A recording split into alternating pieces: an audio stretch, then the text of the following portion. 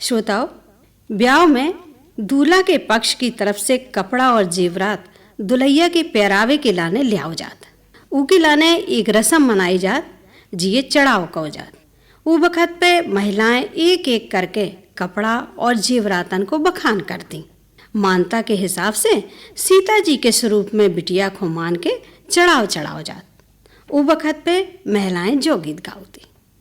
श्रोताओं, शादी में वर पक्ष की ओर से वस्त्र आभूषण वधू को पहनाने के लिए लाए जाते हैं। एक रस्म मनाई जाती है जिसे चढ़ाव कहते हैं। उस समय महिलाएं एक एक कर वस्त्र आभूषणों का बखान करती हैं। गीत के माध्यम से मान्यतानुसार सीता जी का स्वरूप लड़की को मानकर चढ़ाव चढ़ाया जाता है।